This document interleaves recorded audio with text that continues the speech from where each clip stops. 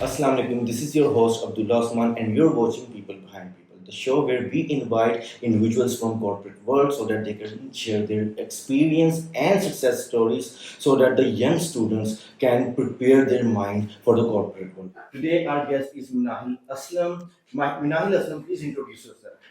Thank you, Abdullah. So, my name is Minahil, and I am currently residing in Paris.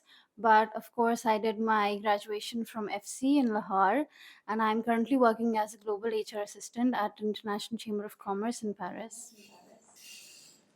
Minahil, what actually motivated you to start your career as an HR manager?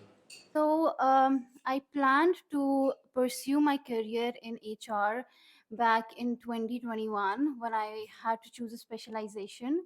So, the reason I chose it was I like interacting to people, I like being the first contact to candidates for an organization, and also I am more towards finding the good fit for an organization for the long run. अच्छा नाहिला आप मुझे ये बता सकते हैं कि आपका जो अर्ली एक्सपीरियंस था पाकिस्तानी कॉर्पोरेट वर्ल्ड में उसने किस तरह आपकी स्किल बिल्डिंग वगैरह में मदद की जो इवेंचुअली आपने यूरोप में खासतौर पर फ्रांस पे अप्लाई किया and they accepted you as a HR individual. Okay, so when I started working here, Lahore mein, so I was very new to recruitment. Like, I had a good team, luckily, and they helped me out from the beginning and until I was there for I worked there for 14 months. So how it helped was that I was taught how to use recruitment tools, how to effectively use it. So that is how it helped me out to go for a global company as well. And what were the specific skill set that you built during that era? Well, I built communication skills, negotiation skills, especially while working with the offer letters, giving them to the candidates. And also, I worked how to learn the tools for recruitment. We are not only supposed to work with the traditional tools like Boolean search, headhunting through LinkedIn. We have much more in the market, and to be more effective out there globally, we need to know those tools as well. Tell me about that one skill that you think that contributed the most. Well, I believe the urge to find the best fit was in me that helped me out to work on myself and the skill set as well. So the skill that helped me out was the communication skills. So back there in France as well, the way I scored the position I am at right now is because of communication skill. Can you tell us about your role as a human resource employee at the Paris Chamber of Commerce? Yes, so I'm mainly working as a recruiter. I'm working for the non technical and technical positions as well. I'm mainly working with the lawyers because Chamber of Commerce is mainly associated with lawyers. And at the same time, I'm also working with the visa situation as well. So if we have someone whom we have to issue a visa, I'm also working with that colleagues as well. What were the biggest role? I mean, what were the biggest cultural and professional adjustment that you had to make to adjust in Paris? Well, the way we greet each other in the morning, it's completely different in Paris. You have to give your full energy. You have to meet them. You have to greet them with a good day ahead, and you have to tell them about how your day went. So, little details changed me a lot in this whole time. And also, the difference I faced was working with 30 plus nationalities was a different thing altogether. I had to learn the language, again, a cultural difference, but also working with different nationalities, with different languages. It was different experience altogether. In your experience, what do you think are the cultural employee right policies that differ between the two nations, Pakistan and France? So back in France, they have the whole criteria of how many vacations, how many leaves, depending what kind of leaves they are, end of the year leaves, some health leaves. It depends, but there's so many benefits out there, and that is somehow I feel it is left out in Pakistan, even when I was working here. So that needs to be worked on. Are HR strategies in France more data driven than Pakistan? Well, yes, because since I will say that it's an international organization where I'm working, and they have like the headquarters are in Paris, but they're also in different other countries as well. So they have to be international, they have to be more data driven. So the company I'm working for is, of course, it's a data driven. The next section of my questionnaire is about organizational politics. Okay. Do you think that there is more organizational politics in Pakistan, like in the midst of Pakistani people, or our beliefs is that once you get immigrated from Pakistan, life is like a haven, or you're living your dream life. There is no politics out there in organizational or corporate culture. So, what do you think about it? Well, it's a good question, but I think the team I'm working for is a good team, and I've not faced any such thing um, for now. But when it comes to politics, I don't think there's a 0% probability in any organization globally. So there is some probability out there, and we don't know where it occurs. But I don't think I can give a statement that there's no politics back in the international market. But yes, you need to be more smart how to tackle with it, because we will find people like this. Like you have to build your own strategies Yeah, exactly. to outmaneuver the opposite Yes. party.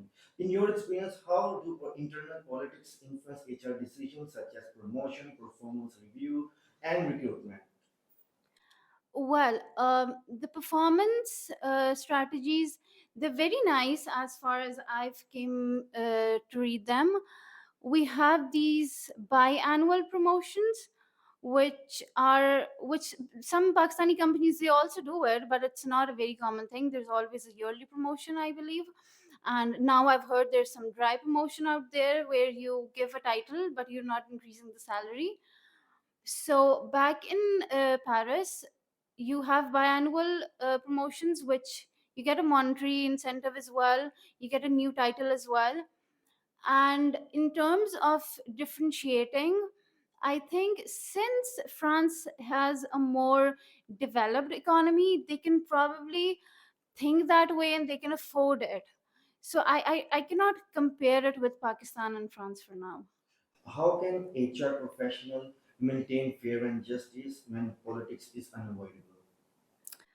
Well, how we do it is, sometimes I don't think every HR person is 100% effective in it, but if we try putting in the effort, the way it is done is, if you've heard something, you need to have a meeting with that person.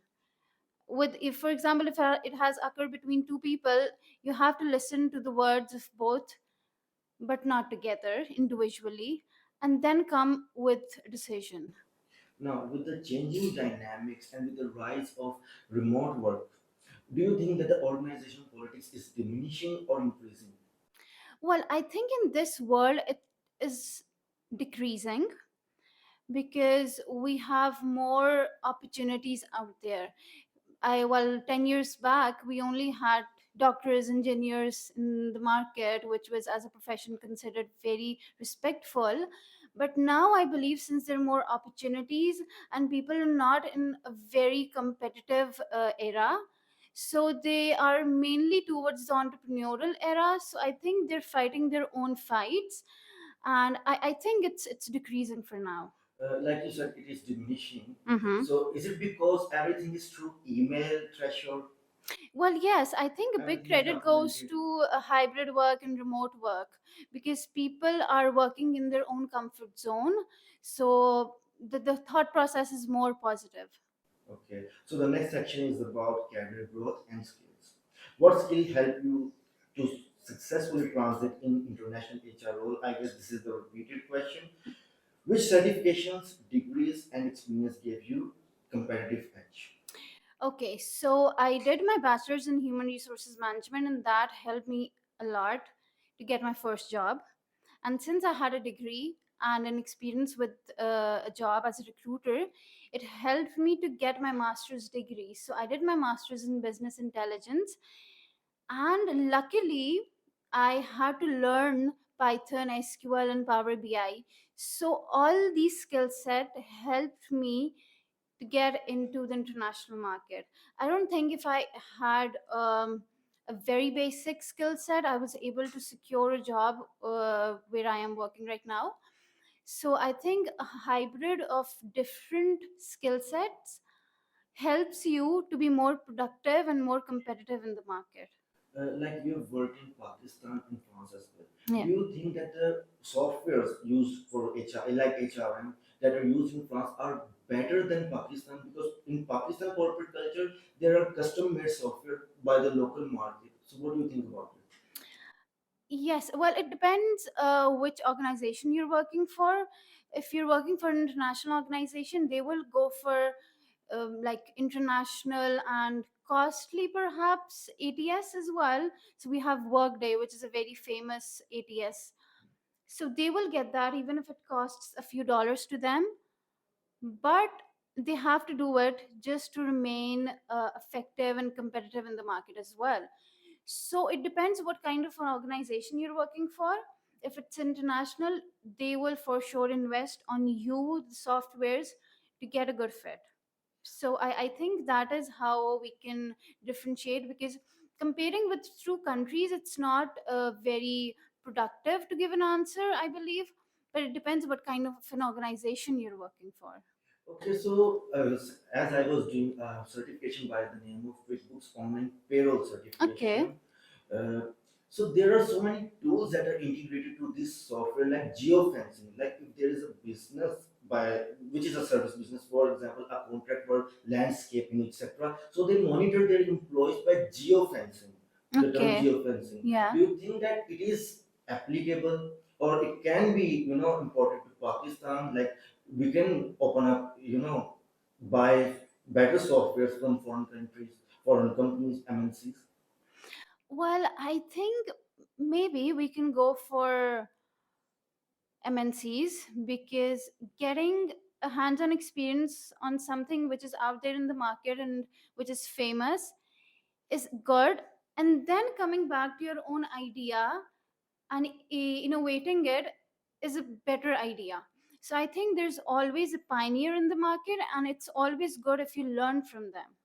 Okay, so for HR professionals in Pakistan, how do you think that who want to work abroad? What step do you recommend them that they can take for their transition? Well, they should see what kind of, for example, certifications are popular in a certain region. For example, there might be a different certification eligible and famous in the US, and a different in the European region. So it's good to do your research. Secondly, it's good to work on your communication skills. You need to tell the recruiter or the hiring person why you're the best.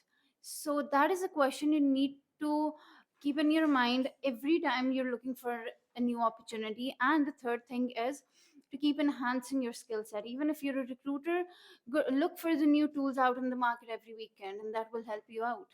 Now, the next section is about the future of HR.